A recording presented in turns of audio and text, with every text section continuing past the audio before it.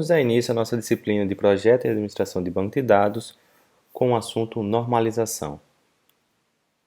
Nesta aula, nós vamos aprender a descrever o processo de normalização, listar os principais problemas em banco de dados quando não normalizados e aplicar as formas normais. A normalização de dados é o processo formal que examina os atributos de uma entidade com o objetivo de evitar anomalias observadas na inclusão, exclusão e alteração de registros. Além disso, ele o torna mais flexível, eliminando redundância e dependências inconsistentes. As diretrizes aqui expostas são os possíveis problemas que podem acontecer num banco de dados quando não há normalização, observando cada uma delas separadamente. A primeira diretriz diz: projete um esquema de relação de modo que seja fácil de explicar o seu significado. Cada esquema de relação deve representar um tipo de entidade ou de relacionamento, não mais do que isso. O exemplo dado na nossa videoaula mostra um problema da primeira diretriz. A coluna endereço, a gente não sabe se pertence ao endereço do funcionário ou endereço do departamento. Sendo assim, seria melhor separar essas tabelas do que permanecê-las juntas. A segunda diretriz indica: projete os esquemas de relação de modo que não exista redundância de dados e, portanto, não ocorram anomalias de atualização, sendo elas as de inserção, remoção ou alteração nas relações. Vamos observar cada uma delas separadamente. Aqui nós temos as anomalias de inserção. O que seriam as anomalias de inserção? Aqui nós temos uma tabela onde são definidos os funcionários e os departamentos onde eles trabalham. Sendo assim, temos que, ao inserir um funcionário, obrigatoriamente tenho que inserir um departamento. Na nossa linha 3, onde o funcionário Wendel está cadastrado, nós não temos um departamento para ele. Sendo assim, vamos ter valores nulos sendo colocados no nosso banco de dados, algo que nós devemos evitar sempre. Do lado do departamento, temos cadastrado o departamento de elétrica, mas não temos nenhum professor cadastrado para tal. Além disso, o departamento precisa de mais uma informação, o seu gerente. Então, além de não ter professor, nós não temos gerentes, criando assim mais problemas, porque nós vamos ter mais valores nulos. O problema da anomalia de exclusão é: ao remover uma linha dessas, por exemplo, o departamento de elétrica, vamos também perder o professor Brelais. Sendo assim, nós vamos perder informações que não deveriam ser perdidas ao excluir um certo dado. As anomalias de modificação se dão através de updates. Por exemplo, vamos supor que o departamento de Química mudou para Engenharia Química. Só que apenas a linha 3 teve essa modificação. Sendo assim, vamos ter dois departamentos voltados para a Química. Um de Engenharia Química, que seria a linha 3, comandada pelo Wendel, e o departamento de Química, apenas Química, onde tem o professor Ricardo. Ou seja, temos dois departamentos que não deveriam existir, pelo menos um deles não deveria existir, que no caso é o departamento de Química. A terceira diretriz fala: até onde for possível, deve-se evitar a inclusão em um esquema de relação de atributos que possam ser frequentemente nulos, que no caso lembra muito bem lá na anomalia de inclusão. Nós estamos colocando professores sem departamentos ou colocando departamentos sem professores. O processo de normalização ele é feito através da aplicação de uma ou mais regras. Quanto mais regras forem aplicadas no seu banco de dados, mais normalizado ele estará. Cada regra é mais restritiva do que a sua anterior.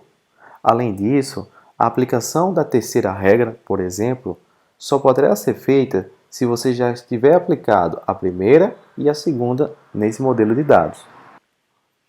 Temos mais do que 3 formas normais, mas na nossa disciplina vamos aprender as 3 primeiras.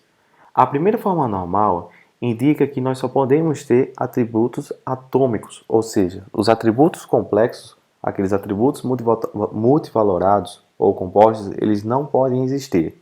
Além disso, vamos querer evitar as famosas tabelas aninhadas. O problema de tabelas aninhadas. Aqui podemos ver que nós temos projetos e funcionários desses projetos. O que é que uma entidade em um banco de dados deve ter?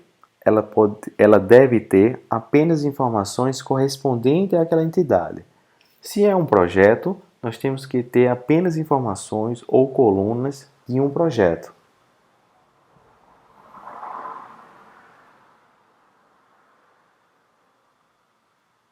Neste caso, seria o número do projeto, o nome do projeto e a quantidade de horas desse projeto.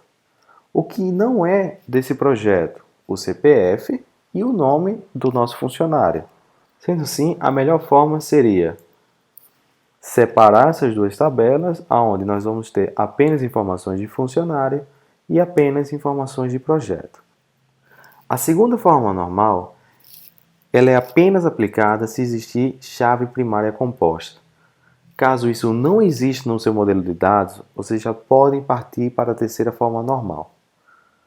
Caso ocorra uma chave primária composta, nós temos que verificar todas as dependências funcionais. Caso existam dependências parciais, essas dependências parciais devem ser criadas novas tabelas. A nossa chave primária nesta tabela é composta pelo CPF e o projeto número. Para aplicarmos a segunda forma normal, vamos pegar a chave primária composta e vê-la de forma simples e também composta. A forma simples seria apenas o CPF, que seria nosso primeiro, o segundo, o projeto número, e por fim, a parte composta dela, sendo CPF e projeto número. Então, em cada chave dessa, vamos verificar se os atributos não chave dependem de algum deles. O correto seria que ele dependesse apenas do 3, já que aqui temos a chave primária composta. Caso algum deles dependa do 1 ou do 2, vamos ter um pequeno problema e teremos que corrigir. Vamos olhar aqui como ficou as dependências funcionais. O CPF ele consegue determinar apenas o nome. Nem o projeto número, nem o CPF mais o projeto número conseguem determinar o nome, apenas o CPF. Sendo assim, nós temos a dependência funcional de nome para CPF. O número do projeto, ou projeto NUM, ele consegue determinar aqui o nome do projeto, assim como o local desse projeto. O CPF não consegue determinar nem o nome desse projeto, nem o local. Sendo assim, nós temos a segunda dependência funcional, onde o projeto NUM determina o nome do projeto e o nome do local desse projeto. Por último, nós temos a coluna horas, que determina a quantidade de horas trabalhadas por cada funcionário em um projeto. Nesta tabela, nós temos 3 dependências funcionais. Feito isso, cada dependência funcional se tornará uma nova tabela, excluindo a tabela original, que é composta por CPF, projeto NUM, horas, nome, projeto nome e projeto local. Ficando desta maneira. A terceira forma normal é conhecida pela sua transitividade, ou seja, um atributo não chave consegue determinar um outro atributo também não chave. Mas nós vimos que, na segunda forma normal, todos os atributos não chave têm que depender totalmente da chave primária, seja ela composta ou não. Vamos aqui no nosso exemplo. Temos que todos os valores do lado direito de CPF têm que depender totalmente de CPF. Mas de número consegue determinar sempre qual é o nome do departamento e seu respectivo gerente. Sempre o valor 1 do de número é sistema e o gerente 222. Assim como o D número 2 é o departamento de Química e o gerente é o 333.